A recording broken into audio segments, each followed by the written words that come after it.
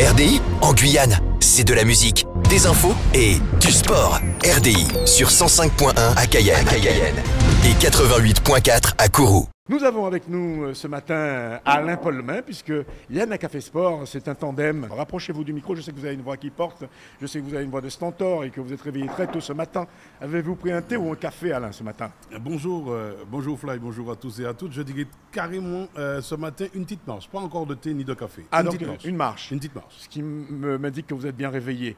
Par conséquent, nous parlerons de l'actualité sportive qui a émaillé ce week-end en précisant que tous les jours dans le Yann a Café Sport, nous avons cette page sportive avec l'information sportive déclinée sur toutes les disciplines. Une information sportive que nous déclinons sous le label Camo Sport. Donc tous les jours, Camo Sport, c'est 15 minutes de sport avec Alain Pollemin et nous parlerons nécessairement de football. Vous y étiez. Ce week-end s'est déroulé le mémorial Zaza. Tout à fait. Le mémorial Raymond Joseph dit Zaza, donc un mémorial qui s'est déroulé bien sûr du côté du stade Edmond Lama avec forcément toute l'organisation de la Ligue de foot, mais également de la ville de Remire-Montjoly. On notera bien sûr que pour la première enlevée de rideau, on avait les anciens. Mais oui, puisqu'il faut quand même rappeler que Zaza, c'est un ancien joueur, grand joueur de foot, qui a évolué bien sûr à l'Olympique. Ensuite, il est passé du côté de l'USL Montjoly. Et puis, il a aussi fait les beaux jours de Yana Doko. Alors, c'est vrai qu'à l'époque, on ne parlait pas de Yana Doko, mais enfin, notez qu'il a joué à la sélection de la Guyane. Zaza de son vrai nom alors, c'est Raymond Joseph, voilà. dit Zaza. Alias Zaza. Alias Zaza. Voilà. Alors, on a débuté, je vous l'ai dit, avec la rencontre des anciens, deux équipes, les jeunes considérés comme la sélection, une sélection avec un des fils de Zaza. On avait Jean-Gilles Lassard, Eric Edwige, Koumba, Antoine Karam, et puis Geneviève dans les buts. Il a été aussi gardien de la CONCACAF lorsque l'USL avait là aussi performé, je dirais, pour à l'époque gardien d'Yana Doko. Et puis dans l'autre équipe, on avait les Verts.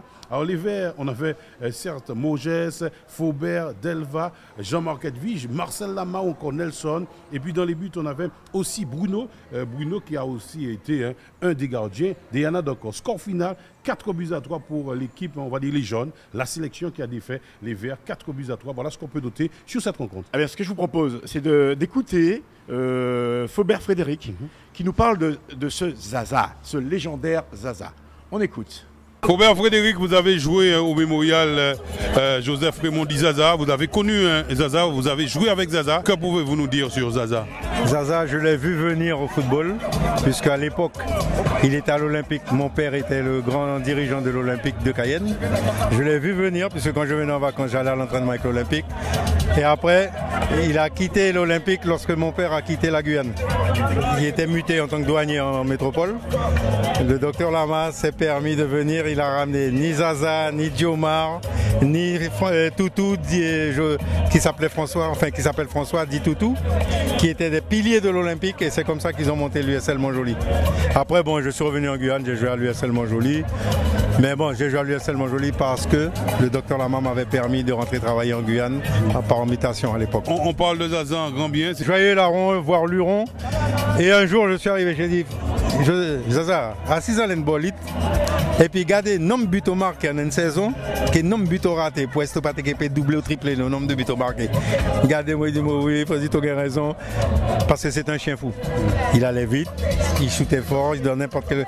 Mais un pleurnichard. Un pleurnichard sur le terrain. Parce que pendant la CONCACAF, il a fallu à chaque fois le remobiliser, à chaque fois lui dire Zaza, c'est pas fini. Et finalement, nous avons été jusqu'en finale de la CONCACAF comme ça. Alors, 44 buts dans son palmarès, jamais égalé? Jamais égalé. Et comme je te dis, si tu vois, il fallait qu'il marque les buts qu'il a ratés, à tes 60 et des poussières.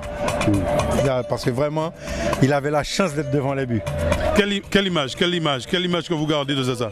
Zaza, mais en plus c'était un collègue de travail, puisqu'on travaillait à la mairie de Remire ensemble. Non, c'était vraiment un bon copain, un bon ami.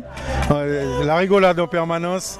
Et puis bon, malheureusement, il est parti un peu trop tôt. Alors la grande finale, c'était c'était bien sûr ces deux formations de Montjoly, l'USL Montjoly qui était face à la formation de l'ASC Rémy. On notera bien sûr que c'est l'USL Montjoly, le petit pousset, puisque cette formation va rejoindre l'élite du football guyanais, la régionale 1 de cette saison, a marqué dès la 4e minute avec Rodrigo. Et puis en deuxième période, on a vu cette formation de l'ASC Rémy qui est revenue dans d'autres dispositions, puisqu'à la 59e minute, Kovis Jordan égalisait. Et puis derrière, on notera qu'à la 66e minute, c'est Rubichon Alan qui donnait la victoire à sa formation. Donc cette formation de l'ASC Rémy qui remporte et inscrit son nom au palmarès sur le score de 2-1. Alors moi je peux préciser qu'il y a eu un magnifique coup franc qui fut à l'origine de l'égalisation. Un coup franc digne des matchs de Ligue 1. Je le dis parce que fort souvent on s'extasie pour les matchs de l'extérieur, mais il y a de vraies valeurs sûres, il y a du beau football à voir ici. Il faut aller les encourager sur les stades d'ici. Lorsque c'est possible. La finale du Mémorial opposait donc Montjoly à Rémire et Freddy Fromard, coach adjoint de Rémire Montjoly, est au micro d'Alain Palmin. Freddy Fromard, on va dire cette formation de l'ASC Rémire inscrit son nom au palmarès du Mémorial Zaza. C'est un petit peu difficile, vous avez été mené, vous êtes resté concentré et le résultat est au bout. Oui, il fallait rester lucide parce que on a été pris de court. Dès les premières minutes de jeu, on encaisse le but, donc il fallait se ressaisir. On sait que c'est un match, voilà, il n'y a qu'un vainqueur, donc il fallait se ressaisir. Dès la deuxième mi-temps, on a une attaque les pieds au plancher et puis ça donne le résultat qu'on a vu. Freddy, très heureux, puisque cette formation de Rémire jouera également, attention, mercredi en Coupe de France. Nous allons revenir sur cette rencontre un petit peu plus tard. Et puis Eugène Roberto, qui est quant à lui le coach de la formation de l'USL Montjoly. USL Montjoly qui nous a montré de belles choses. Il faudra faire très attention à cette équipe pour cette saison. On regarde, on écoute. Jean-Jacques Rémaud, vous êtes le seul buteur de votre formation. On va dire que vous avez qualifié le CCC pour le prochain tour. Roberto Eugène, vous perdez 2-1, vous avez mené 1-0. Une formation de Montjoly qui a donné une très belle image. On sait que vous êtes aussi promu, vous allez jouer en Régional 1. Que retenez-vous de cette rencontre? Je retiens les valeurs de jeu qu'on a démontrées, je retiens l'abnégation, je retiens la combativité et je retiens surtout l'état d'esprit des joueurs sur le terrain. À un moment donné, ça s'est pas très bien passé par rapport à l'arbitrage, mais quand même ils sont restés bien sereins, calmes. C'est vrai qu'on a eu un gros trou de 20 minutes à la fin de la première mi-temps et en deuxième mi-temps on est rentré avec d'autres intentions et c'est toujours la même chose. Nous on cherche à jouer et je pense qu'on a joué, à un certain moment on a bien joué et j'espère qu'on va continuer ça pendant toute la saison R1. Dans toute la saison R1, quels sont les objectifs? On sait que généralement lorsque vous montez en R1, on aime dire le maintien. Comme j'ai dit l'année dernière, moi je parle pas ni de maintien ni de rien. L'objectif c'est gagner chaque match qui se présente. Quel que soit l'adversaire, nous on sait qu'on est capable de jouer et qu'on a la possibilité à chaque match de viser la gagne. Donc on va jouer chaque match pour gagner. Point barre. Yana Café Sport depuis La Brioche, Catouri à Cayenne. Ce qu'il faut préciser, Alain Charles Palmin, c'est que du côté de Rémire Montjoly, le football a une part belle du gâteau. Il y a Loyola, c'est un club de football de Rémire Montjoly. Rémire, l'USL Montjoly. Ça fait déjà 3 clubs une même localité. 3 clubs en Régional 1. Oui. Et vous avez aussi la Régionale 2. En Régional 2, vous avez l'Arc-en-Ciel. Vous avez également la formation d'Armire. En fait, je crois que la ville de Rémire, c'est une ville avec beaucoup d'associations sportives, mais je crois que le plus important, c'est aussi de reconnaître que cette municipalité a mis les moyens et les infrastructures sont en adéquation avec les différentes associations. RDI en Guyane, c'est de la musique, des infos et du sport. RDI sur 105.1 à Cayenne et 88.4 à Kourou. Nous parlons de football toujours, mais cette fois-ci, nous parlons de la Coupe de France qui a débuté dès la semaine dernière. Oui. Le premier tour, c'était il y a déjà 2 ça semaines. fait 15 jours. 15 jours, c'est ce que je dis, 2 semaines. Tout à fait. Et là, ce week-end, on a joué pour le compte du 4e tour avec, on va dire, des résultats. On va s'arrêter essentiellement sur les résultats de samedi après-midi. Notez que le SC Courroucien s'est fait battre par la Sucre-Santi 2-0. L'US Inamari a défait l'Académie FC 4-1. L'Étoile filante d'Irakubo à domicile s'est fait battre par l'Asie Saint-Georges 2-1. Le FC Oyapok qui a été étrié par l'AS Aguado 7-0. Et puis notez que dans, on va dire, le match phare de ce samedi après-midi, l'US Matoury était face à la formation du CSCC. On notera que ces deux formations se sont laissées sur le score 2 buts partout. On a été obligé d'aller au tir au but. Et là, on va dire, du 100% de réussite pour cette formation du CSCC qui gagne 5 tirs au but à 3. Donc un grand bravo pour le CSCC qui jouera forcément le tour suivant. Eh bien, pour la circonstance, on écoute Jean-Jacques Raymond, qui est capitaine du CSCC. Jean-Jacques Raymond, vous êtes le seul buteur de votre formation. On va dire que vous avez qualifié le CSCC pour le prochain tour. Vous arrivez au tir au but, vous passez. On va dire 100% de réussite puisque vous réalisez vos 5 tirs. Voilà, c'est l'équipe qui a marqué. Donc j'ai eu la chance d'être le buteur aujourd'hui. Mais c'est un travail de toute l'équipe. Donc je félicite l'équipe, Alex pour cette passe-là. Et le groupe, c'est quelque chose qu'on travaille aussi à l'entraînement. Donc voilà. Et au niveau des pénaltys aussi, le coach, les joueurs, les anciens, on travaille beaucoup ça, on se donne des petits challenges parfois à l'entraînement. Donc aujourd'hui ça a payé, on est content. Donc maintenant on continue l'aventure et voilà, avec beaucoup d'humilité. Vous êtes confiant pour la suite de cette Coupe de France? On a comme état d'esprit de prendre match après match. Donc là maintenant on va bien récupérer par rapport au match qui a été joué et on va se préparer. Donc pour l'instant, là, le prochain match c'est championnat. Donc on va préparer comme il se doit le match de championnat et après pour le match de Coupe de France on va s'y préparer aussi. Donc match après match, voilà, step by step. Vous avez également interrogé Jean-René Todibo, qui est le coach adjoint de Matoury. De l'US Matoury. On l'écoute? On l'écoute. Todibo, vous perdez à la maison. C'est vrai qu'il y avait les moyens de passer ce tour. Oui, il y avait la place. Bon, après on a loupé, on avait des occasions. On prend un but sur un coup de pied d'arrêté. Bon, on n'est pas au marquage. On revient partout, mais après, les pénaltys c'est un coup de dé. Bon, après c'est ce petit bonheur la chance. Mais bon, c'est pas perdu. Le championnat commence la semaine prochaine et on va y aller pour faire quelque chose de bien. Il semblerait que cette année on a tout misé pour être au moins, si on n'est pas parmi les trois, ce serait, on va dire, un échec. On va dire ça, mais bon, on a du monde. Bon, c'est vrai que ça fait 2 saisons où on termine dans les 2 premiers. Bon, je pense que cette saison, ça sera un peu mieux. On espère finir premier du groupe, mais ça va être compliqué parce qu'il y a quand même encore CSCC, il y a Aguado, il y a, si je ne me trompe pas, il y a encore, bon, pas Irakubo, mais il y a des grandes équipes devant qui sont là avec nous, mais bon, on va se débrouiller pour faire quelque chose de bien. RDI en Guyane, c'est de la musique, des infos et du sport. RDI sur 105.1 à Cayenne et 88.4 à Kourou. Vous écoutez Yana Café Sport depuis le centre commercial Katoury. Nous sommes à la Brioche et nous sommes en plein camo sport avec Alain Polmain. Alain, nous parlerons maintenant d'automobile. Le rallye de Rémy-en-Montjoly s'est tenu ce week-end. Tout à fait, 2 jours de compétition, samedi soir et dimanche, on va dire dimanche dans la matinée.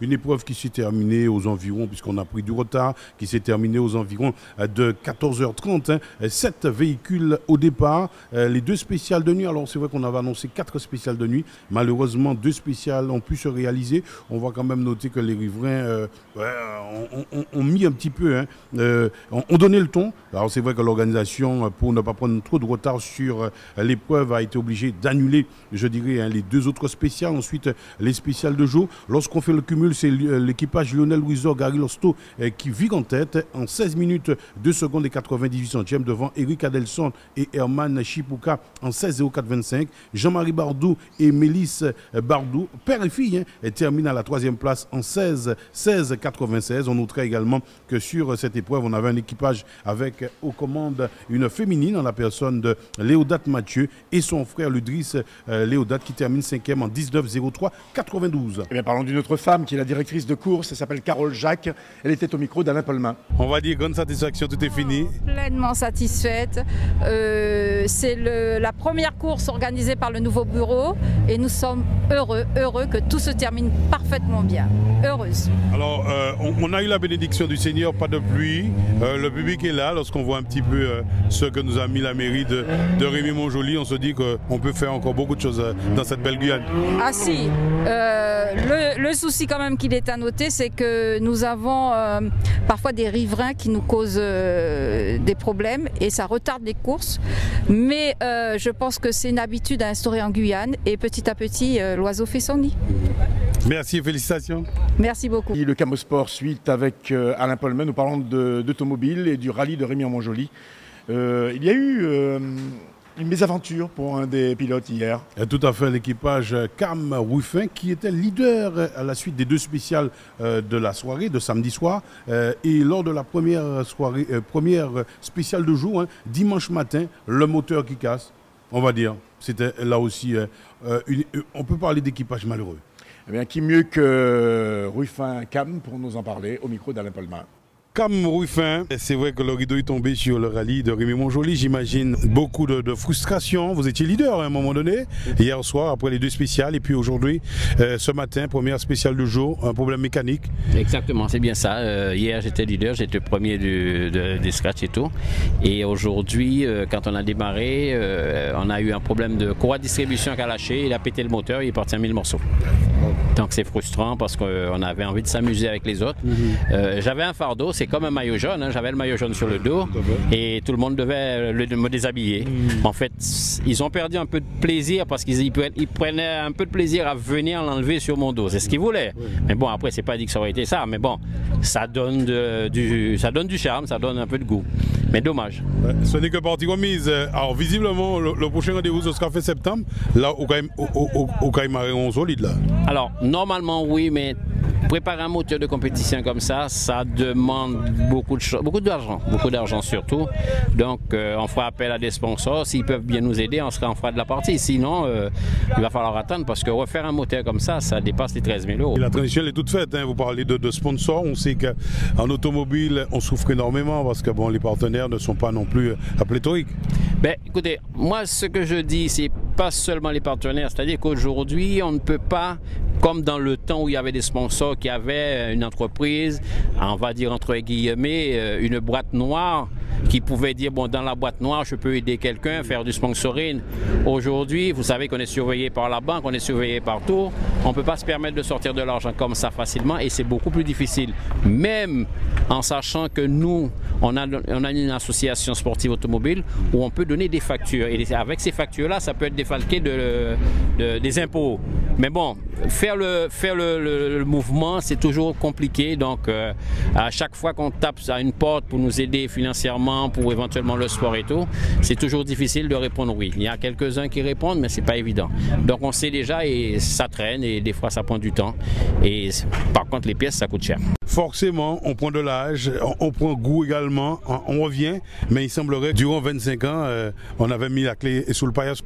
Ben écoutez, oui, effectivement, j'avais un peu classé cette histoire, parce que... Alors pourquoi? C'est vrai que c'est la question qui va revenir, pourquoi?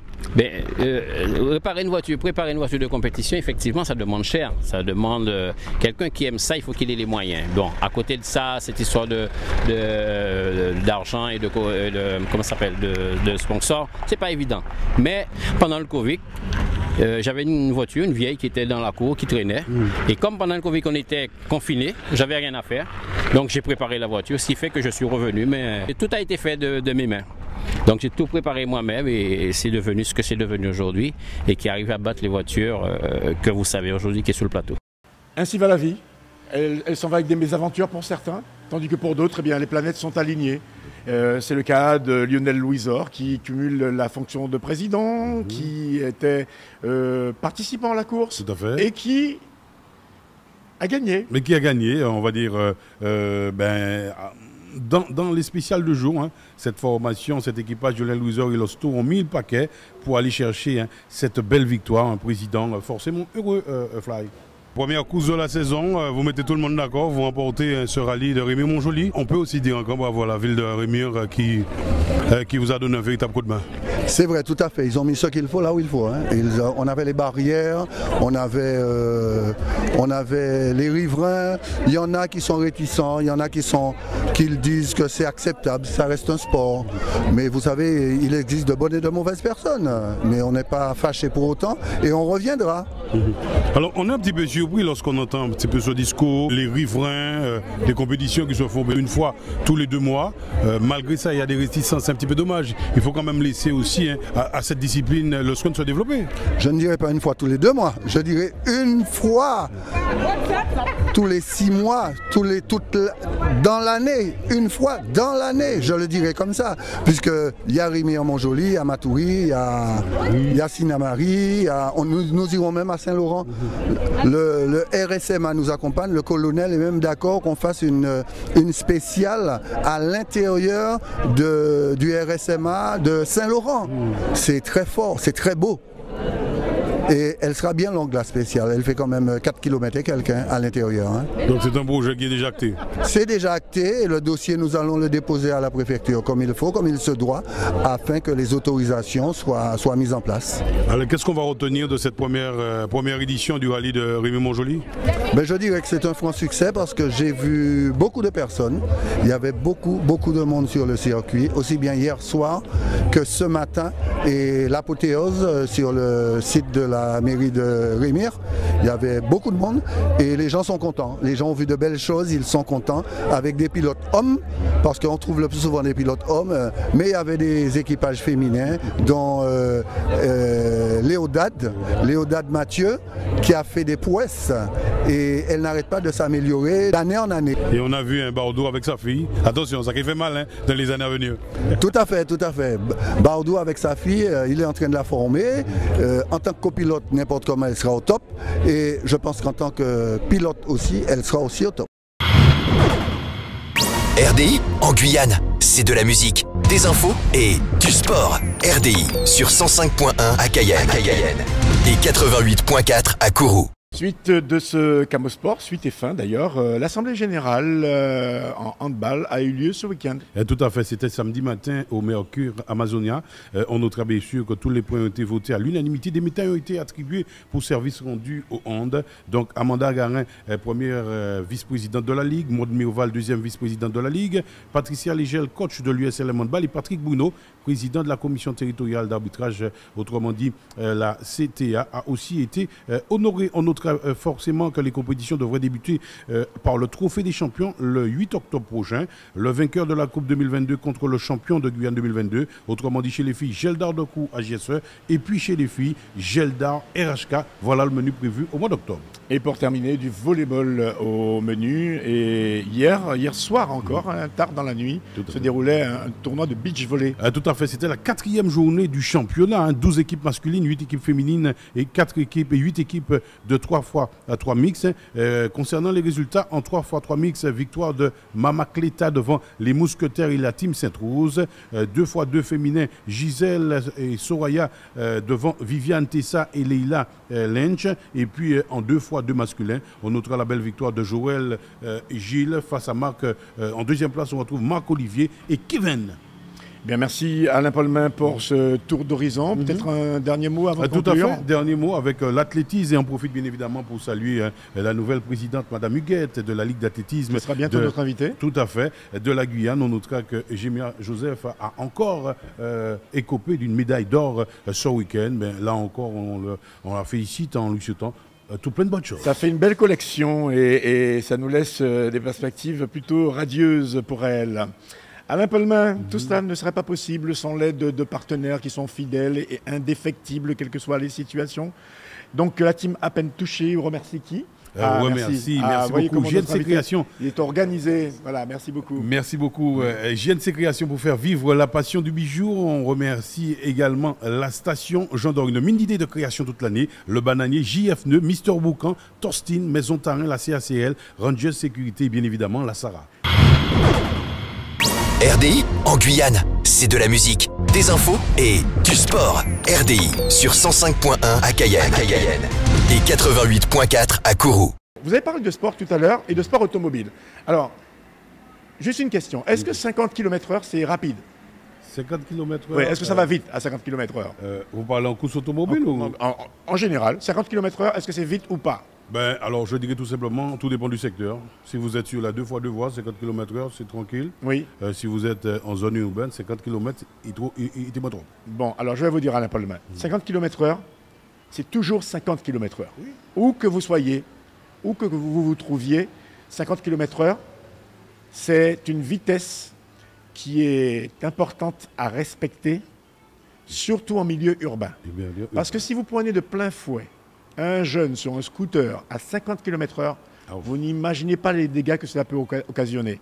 Je vous propose de retrouver tout de suite un exemple avec un spot que nous avions réalisé pour la sécurité routière. Et à l'occasion, vous verrez quelqu'un qui, justement, avait consacré une grande partie de sa vie à faire de la sécurité routière un leitmotiv. Il nous a quittés depuis. Vous le verrez à cette occasion. Regardez, 50 km/h, c'est vite. 50 km/h, ça va vite ou pas? Ça va vite, hein. 45 km/h. C'est la vitesse maximum pour un engin, donc ça va vite. Pour moi, c'est pas vite parce que moi, mon engin, ça fait plus que 50 km/h là. Mon engin, ça fait à peu près 100. Et je mets mon casque presque tous les jours. Donc pour toi, 50 km/h, ça va pas vite? Ça va pas assez vite, hein, pour moi.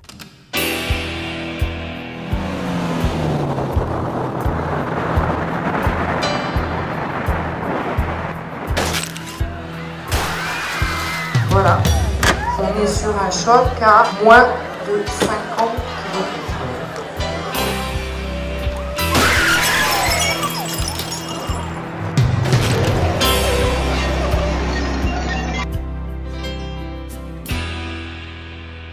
La route, elle appartient à tout le monde, donc il faut la partager, selon qu'on soit piéton, cycliste, motocycliste ou dans sa voiture de tourisme. Selon que c'est le week-end, selon que c'est lorsqu'on va au travail. On a des comportements qui varient. On va aller plus vite parce qu'on est parti en retard. Ou on va rouler très lentement parce qu'on se promène avec sa doudou, par exemple. Donc ça doit être un espace où, j'ai envie de dire, il devrait régner la plus grande convivialité, la plus grande courtoisie, la politesse, mais on va dire tout simplement le respect du code de la route. C'est ce qu'on demande à tout un chacun. Attention, sur la route, n'oubliez jamais que nous devons apprendre à partager. La route se partage avec les piétons, avec les motards, avec les animaux qui traversent et qui n'ont pas la possibilité de klaxonner en traversant. Donc, essayez de lever le pied. Et je vous libère, Alain Polmet. On se retrouve demain, même heure, même endroit, pour un Yana Café Sport avec toute l'actualité sportive déclinée sur RDI. Comment vous êtes senti ce matin pour la première? En forme après la marche? Très très bien. Comme d'habitude, c'est une continuité. Comme un poisson dans l'eau? Comme un poisson dans l'eau. Monsieur Alain-Charles Polmet, merci d'être passé nous rendre compte de l'actualité sportive dans Camo Sport. Mais moi, comme j'ai l'œil averti et que rien ne m'échappe, eh bien j'ai vu arriver dans ce café à la brioche quelqu'un que je vais aller saluer. Donc je demande à Méliné de me suivre. Allez, à bientôt, bye bye. À demain, bye bye. Je vais aller juste le saluer. Il est en train de touiller son café. Et lui faire un petit coucou, un petit bonjour. Jean-Yves Tivert, bonjour, bienvenue. Bonjour, bonjour à vous. Mais que nous vaut l'honneur de vous avoir là autour de votre café ici? C'est une habitude entre deux réunions et on se dépêche pour retourner au bureau. Est-ce que ça veut dire que vos bureaux sont ici dans les locaux de ce centre commercial? Oui, tout à fait. La société Guyanaise des Eaux, c'est juste à côté. Donc, bienvenue parmi nous. C'est à moi de vous souhaiter la bienvenue. Eh bien, merci. Et pour ceux qui ne le savaient pas et qui pensaient que M. Tivert, son activité se déroulait autour du vélo, du cyclisme, eh bien, il a une vie, hein? Oui, une vie professionnelle, c'est sûr. C'est sûr, ce n'est que du bénévolat, le vélo. Eh bien voilà, donc nous sommes heureux, nous souhaitons une belle journée, un bon café et espérons vous avoir à notre micro de RDI pour parler de cyclisme. Je crois qu'il y a une compétition qui se profile à l'horizon le week-end prochain. Oui, le dimanche 19, les compétitions vont reprendre dans l'optique du championnat de la Caraïbe de Petit Pays. Je vous remercie, Jean-Yves Tivert. RDI en Guyane, c'est de la musique, des infos et du sport. RDI sur 105.1 à Cayenne et 88.4 à Kourou.